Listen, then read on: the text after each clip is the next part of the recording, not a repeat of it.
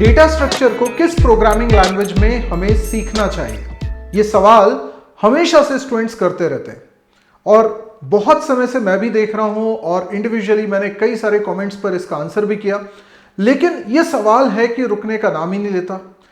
सी language में data structure को सीखना चाहिए या सी प्लस प्लस लैंग्वेज में या जावा में या पाइथन में, किस लैंग्वेज में डेटा स्ट्रक्चर को पढ़ा जाना ज्यादा बेहतर होता है? और क्या अगर हमने डेटा स्ट्रक्चर एक किसी प्रोग्रामिंग लैंग्वेज में पढ़ लिया है तो फिर दूसरी लैंग्वेज में भी सीखना पड़ेगा? इन सवालों के जवाब आपको आज के इस वीडियो में मिलेंगे।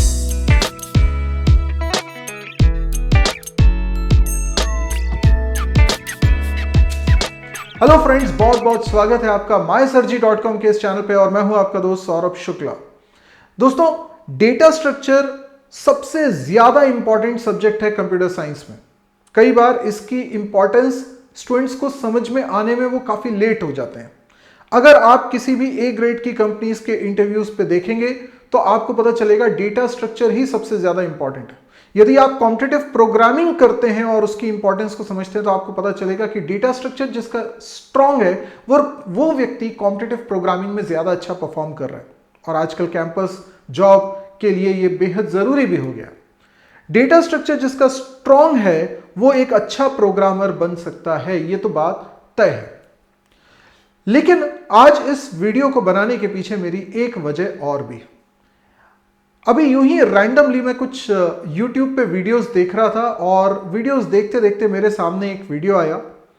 मैं उन यूट्यूबर का नाम नहीं लूंगा जिनके वीडियोस को मैंने देखा और उसके कारण मुझे लगा कि ये वीडियो अब मुझे बनाना चाहिए। दोस्तों, जिस यूट्यूबर का मैंने वीडियो देखा उन्होंने ये सवाल करा कि किसी स्पेसिफिक लैंग्वेज में डेटा स्ट्रक्चर को सीखना क्यों जरूरी है।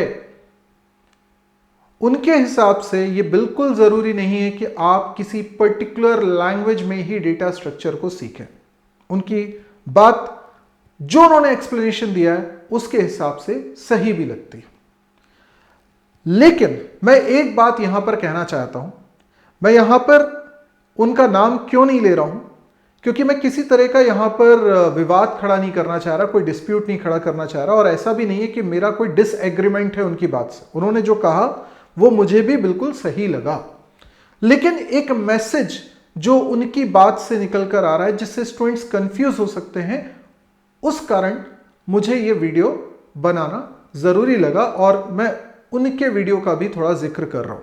मुझे पर्सनली उनके वीडियोस अच्छे लगते हैं, उनका कंटेंट बहुत अच्छा है और स्टूडेंट्स के लिए काफी फायदेमंद है। तो मैं बिल्कुल भी उनकी कहीं से बुराई नहीं कर रहा हूं और ना मैं उनको कहीं गलत साबित कर रहा हूं। तो ये किसी तरह का कोई फाइट नहीं है, ठीक है।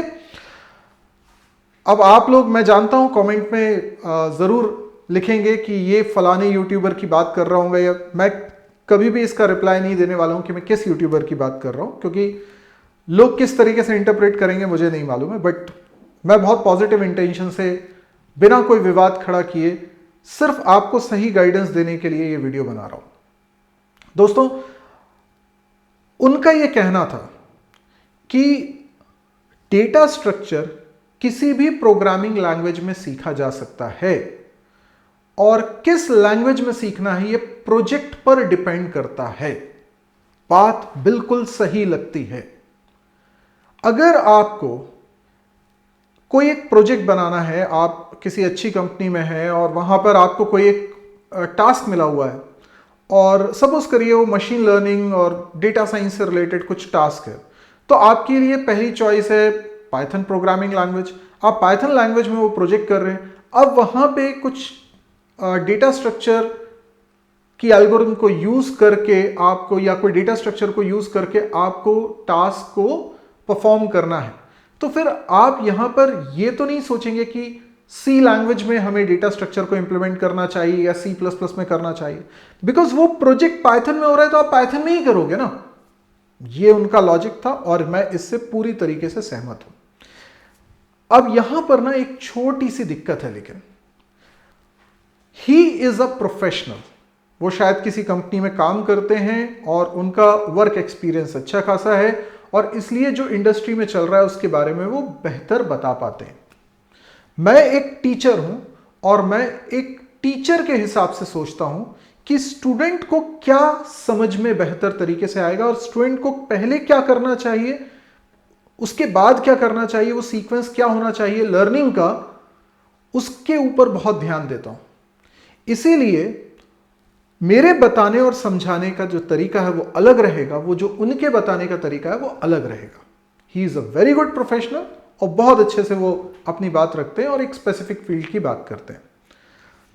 लेकिन एक गड़बड़ ये हो रही है कि जब एक स्टूडेंट डेटा स्ट्रक्चर को सीख रहा है तो उसके सामने कोई प्रोजेक्ट नहीं है, वो प्रोजेक्ट को देखकर लैंग्वेज का चुनाव नहीं कर रहा है। ये पहली बात बोल रहा हूं, क्योंकि उनका कहना था कि प्रोजेक्ट को देखकर ही हम डेटा स्ट्रक्चर के लिए लैंग्वेज चूज कर सकते हैं, जो कि बिल्कुल सही है। अगर आप किसी कंपनी में हैं और कोई प्रोजेक्ट आपको दिया गया है तो जो भी कोडिंग आपको करनी है उसी लैंग्वेज में आपको करनी है, तो फिर वहां पे ये मायने नहीं रखता है कि आप डेटा स्ट्रक्चर किस लैंग्वेज में इंप्लीमेंट करें। आपके पास कोई चॉइस नहीं है, आपको उसी पर्टिकुलर लैंग्वेज में डेटा स्ट्रक्चर को इंप्लीमेंट करना है।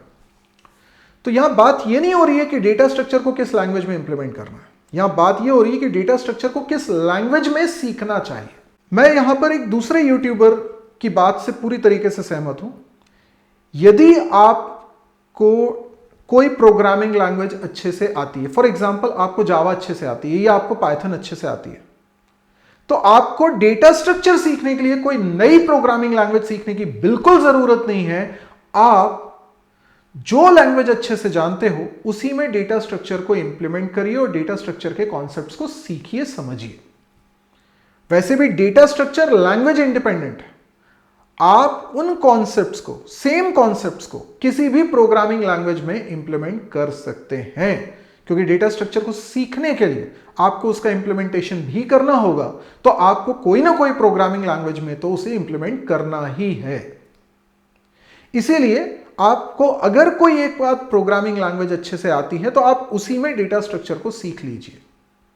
ये उन यूट्यूबर की बात थी, तो मैं इस बात से पूरी तरीके से सहमत हूं और मैं भी यही रिकमेंड करूंगा। लेकिन अगर हम बात करें कि नहीं, हमें तो शुरुआत करनी है, तो हम किस लैंग्वेज में प्रेफर करें? तो मैं कहूंगा कि डेटा स्ट्रक्चर को छोड़िए, आप तो अगर प्रोग्रामिंग लैंग्वेजेस को सीखने की शुरुआत कर रहे हैं तो आपको हमेशा सी लैंग्वेज से शुरुआत करनी है। और क्योंकि आप सी लैंग्वेज में प्रोग्रामिंग की शुरुआत करेंगे और उसके बाद C++ लैंग्वेज पढ़ेंगे, तो आप डेटा स्ट्रक्चर को इसके तुरंत बाद ही सीखने वाले हैं। तो या तो डेटा स्ट्रक्चर को आप सी लैंग्वेज में इंप्लीमेंट करिए या फिर C++ में इंप्लीमेंट करिए। इन दो में से किसी एक प्रोग्रामिंग लैंग्वेज में आप इंप्लीमेंट कर सकते हैं। इससे कोई फर्क नहीं पड़ेगा कि आपने सी में इंप्लीमेंट किया या C++ में इंप्लीमेंट किया। आप दोनों में से किसी में भी इंप्लीमेंट कर सकते हैं। जो भी आपके पास चॉइस अवेलेबल है आप उसको, उस ऑप्शन को पिक कर लीजिए, दोनों ही अच्छे। अब मैं ऐसा क्यों बोल रहा हूं? मैं इसलिए सी लैंग्वेज से शुरुआत करने को हमेशा कहता हूं कि अगर आपको एक नॉर्मल सा एप्लीकेशन डेवलपर नहीं बल्कि एक अच्छा सॉफ्टवेयर इंजीनियर बनना है, तो आपको लैंग्वेज के कैरेक्टरिस्टिक्स समझ में आने चाहिए। जब आप सी लैंग्वेज में प्रोग्रामिंग करते हैं तो आपको पता चलता है कि जितनी मॉडर्न एरा की प्रोग्रामिंग लैंग्वेजेस हैं उसके कंपैरिजन में हिस्टोरिकली सी लैंग्वेज इन सबसे पुरानी लैंग्वेज। तो ऑब्वियस ही बात है कि उस समय उस लैंग्वेज में कम फीचर्स होंगे और आगे जो बाद में लैंग्वेजेस बनी उसमें कुछ ज्यादा फीचर्स आते गए होंगे। जैसे जैसे इवोल्यूशन हो रहा है, टाइमलाइन में जितने आगे बढ़ते जाएंगे ज्यादा बेटर चीज हमारे सामने होगी। यानी एक प्रोग्रामर का काम आसान बनाने के लिए लैंग्वेजेस और ज्यादा फीचर्स देने लगे। तो सी लैंग्वेज में जब एक प्रोग्रामर प्रोग्राम बनाता था तो वहां पर उसको सब कुछ ध्यान में रखना पड़ता था। मेमोरी का मैनेजमेंट भी उसे करना है, किसी तरह की कोई लॉजिकल एरर ना हो जाए, क्योंकि सी लैंग्वेज में ये बहुत होता है। पॉइंटर्स के साथ जब आप खेलते हैं तो आप यकीन मानिए बहुत मिस्टेक्स करते हैं। तो वहां पे हमें एक एक चीज का ध्यान रखना पड़ता है। इफ एल्स लगा लगा के हमें बहुत सारी सिचुएशन कैप्चर करना पड़ता है, कंडीशंस को चेक करना पड़ता है, तब जाके हमारा प्रोग्राम फुल प्रूफ प्रोग्राम बनता है। और ये बड़ा पेनफुल जॉब है। जब आप इसको महसूस करते हो तब अगली प्रोग्रामिंग लैंग्वेज में जब आप कुछ फीचर्स देखते हो, जैसे कि एक्सेप्शन हैंडलिंग कैसे करनी है, तो तो आपको पहली बार समझ में आता है कि अच्छा सी लैंग्वेज में हमारे को ये फीचर नहीं था, यहां पर ये फीचर है, तो देखो इसकी क्या इंपॉर्टेंस है। फिर थोड़ा और आगे बढ़ते हैं तो हमें पता चलता है कि यार हम सी प्लस प्लस में ना मेमोरी मैनेजमेंट में कई बार गड़बड़ कर देते थे, यानी मेमोरी लीक हो जाती थी, ये गलतियां हमसे होती थी। लेकिन जब हमने आगे की प्रोग्रामिंग लैंग्वेजेस पढ़ी लाइक पाइथन या जावा, तो हमें पता चलता है कि नहीं, इसमें तो ऑटोमेटिक मेमोरी मैनेजमेंट करते, तो ऑटोमेटिक मेमोरी मैनेजमेंट का कॉन्सेप्ट क्यों आया, ये उन लोगों को ज्यादा बेहतर तरीके से समझ में आ सकता है जो सी प्लस प्लस में इस पर्टिकुलर डिपार्टमेंट में ऑलरेडी पच चुके हैं, वो समय लगा चुके हैं और ये मुसीबत को पहचानते हैं। तो आपकी जर्नी अगर प्रोग्रामिंग लैंग्वेजेस की स्टार्ट हो रही है, आपके पास अभी चॉइस है, ऑप्शन है, तो you should start with C language, C plus plus, उसके बाद कोई आगे की लैंग्वेज। डायरेक्ट पाइथन या जावा को मैं रिकमेंड नहीं करता। कई लोग हो सकता है मेरी इस बात से इत्तेफाक ना रखें, लेकिन मैंने आपको रीजन देके समझाने की कोशिश करी है। और मेरा यह मानना है कि जब आप सी एंड सी प्लस प्लस पढ़ रहे हैं, उसी के तुरंत बाद आपको डेटा स्ट्रक्चर भी कर लेना चाहिए। अब डेटा स्ट्रक्चर करने के लिए आपके पास उस समय क्या चॉइस होगी, सी या सी प्लस प्लस, और दोनों में से किसी में भी कर लीजिए, कोई दिक्कत नहीं है। इसीलिए मैं डेटा स्ट्रक्चर को सी या सी प्लस प्लस में सीखने का सुझाव देता हूं।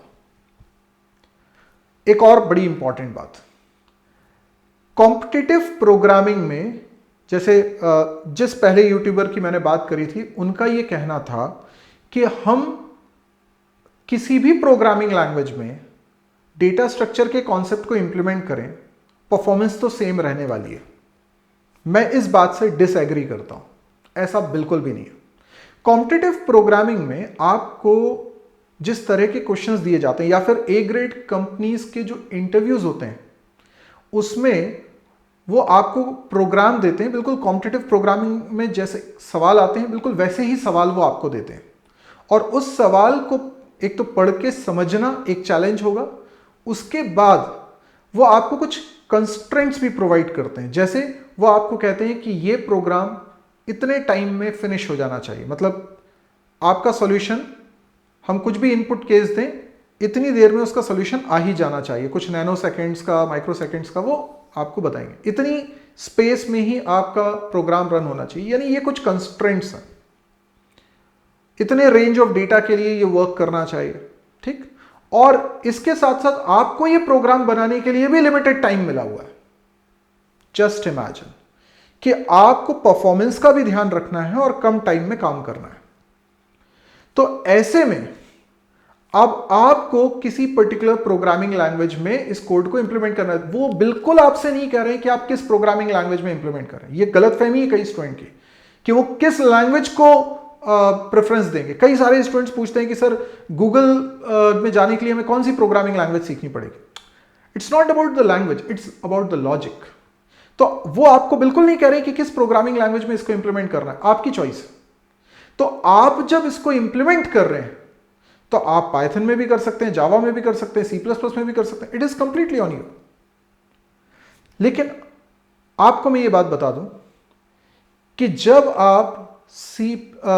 आप पाइथन में या जावा में इसको इंप्लीमेंट कर रहे हैं, तो हो सकता है आप प्री डिफाइंड फंक्शंस को यूज कर रहे हो, उस लाइब्रेरी को यूज कर रहे हो जो प्री डिफाइंड है, ठीक।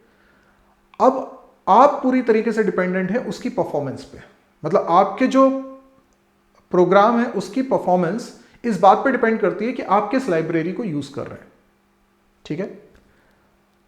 अगर आपको यह लिबर्टी मिले कि आप कुछ मेमोरी मैनेजमेंट का कोड खुद लिख सकते हैं, तो आप परफॉर्मेंस को बढ़ा सकते हैं यदि आपको उस लेवल का नॉलेज है तो ऐसे समय आपको पता चलता है कि पाइथन या जावा जैसी लैंग्वेज में वो मेमोरी मैनेजमेंट का ऑप्शन आपके पास है ही नहीं।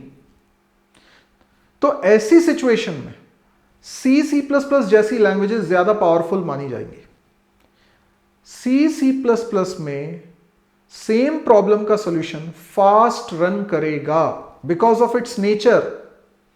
वो स्टैटिकली टाइप्ड लैंग्वेज है। जब हम पाइथन की बात करते हैं तो वो डायनेमिकली टाइप्ड लैंग्वेज है। अगर इन बातों के फर्क आप समझते हैं तो आप ये भी समझे कि परफॉर्मेंस में इसका अंतर आता है। तो हो सकता है कि वही प्रोग्राम पाइथन में आपने बनाया वो स्लो रन कर रहा है और सी प्लस प्लस में बनाया वो फास्ट रन कर रहा है। हालांकि जब ऐसी सिचुएशन आएगी कंपनीज में, तो आप उसी लैंग्वेज में बनाइएगा जिसमें आप सबसे ज्यादा कंफर्टेबल हो। लेकिन अगर डेटा स्ट्रक्चर के थ्रू आप कॉम्पिटिटिव प्रोग्रामिंग भी करना चाहते हैं तो C++ is the ideal choice. ये मेरा रिकमेंडेशन है, ये कोई पत्थर की लकीर नहीं है। अगर आप जावा में कंफर्टेबल है तो आप जावा में करिए, आप पाइथन में कंफर्टेबल है तो आप पाइथन में करिए।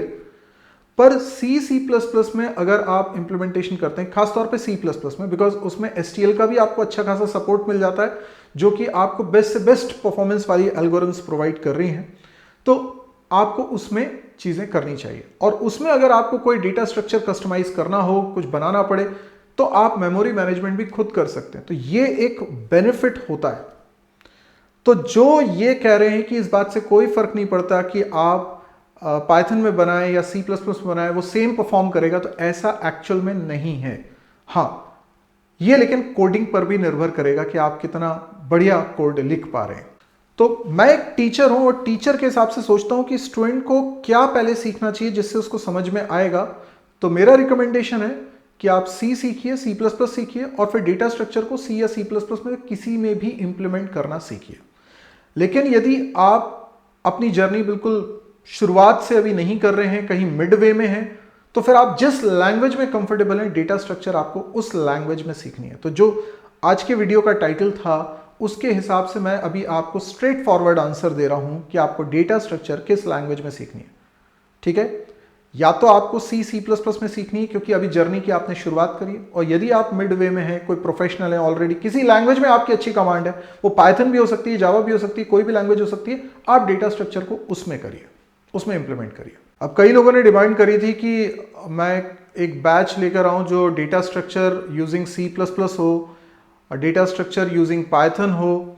अब ये पॉसिबल नहीं होता है कि सभी तरह के बैचेस स्टार्ट कर दिए जाएं, पर मैं एक और सवाल का आपका जवाब दे रहा हूं क्लियरली। जो लोग ये कहते हैं कि डेटा स्ट्रक्चर अगर हमने C में सीख लिया है तो क्या C++ में भी अलग से हमें सीखना पड़ेगा? देखो, बात ये, अगर आप ये कह रहे हो कि क्या आपको कोचिंग ज्वाइन करनी पड़ेगी या कोई कोर्स करना पड़ेगा, तो आंसर इज नो। अगर आपने डेटा स्ट्रक्चर को किसी भी एक लैंग्वेज में इंप्लीमेंट कर लिया है तो आप डेटा स्ट्रक्चर अच्छी तरीके से जानते हैं। अब आपको जो भी कोई दूसरी प्रोग्रामिंग लैंग्वेज आती है या सीखी है आपने, तो आप उसमें भी डेटा स्ट्रक्चर को इंप्लीमेंट कर सकते हैं। जैसे C में अगर आप डेटा स्ट्रक्चर को इंप्लीमेंट कर चुके हैं, अब आप C++ में डेटा स्ट्रक्चर को इंप्लीमेंट करना चाहते हैं क्योंकि आपने C++ बाद में पढ़ी, सीखी, तो आप कर सकते हैं। बस अंतर ये हो जाएगा कि यहां थोड़ा ऑब्जेक्ट ओरिएंटेड स्टाइल से हम काम करेंगे। यहां पर हम क्लासेस बनाएंगे, क्लास के अंदर हम मेथड्स बनाएंगे, तो यहां पे थोड़ा स्टाइल चेंज हो गई है। ये ऑब्जेक्ट ओरिएंटेड स्टाइल से हम प्रोग्रामिंग कर रहे हैं, लेकिन अगर कोडिंग का लॉजिक पूछा जाए तो एग्जैक्टली सेम होगा। अगर स्टैक में पुश करना, पॉप करने की जो एल्गोरिथम है वो वही रहने वाली है, सॉर्टिंग की जो लॉजिक्स हैं वो वही रहने वाले हैं, वो चेंज नहीं होने वाले हैं चाहे आप प्रोग्रामिंग लैंग्वेजेस चेंज कर दें।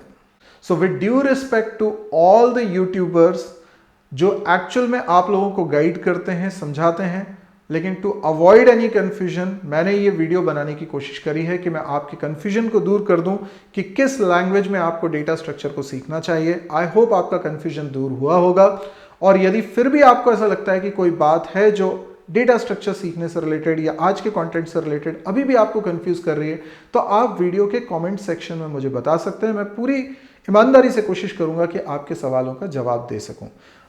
तो आज के लिए दोस्तों इतना ही। अगर वीडियो पसंद आए तो लाइक करिए, जितना हो सकता है इस वीडियो को शेयर करिए ताकि ज़्यादा से ज़्यादा लोगों तक सही मैसेज पहुंच सके। मेरा जो कंटेंट है, बहुत सारे मैंने वीडियोस बनाए हुए हैं इस चैनल पे, तो आप देख ही रहे हैं, लेकिन इसके अलावा भी मेरी कुछ वेबसाइट्स हैं। मैं ऑनलाइन लाइव क्लास भी लेता हूं, मैं अपने प्रीमियम कोर्सेज भी प्रोवाइड करता हूं। तो इन सब की वेबसाइट्स के लिंक मैंने वीडियो के डिस्क्रिप्शन बॉक्स में रखा हुआ है, आप एक बार मेरे काम को चेक भी कर सकते हैं। तो आज के लिए इतना ही दोस्तों, थैंक यू, गुड बाय।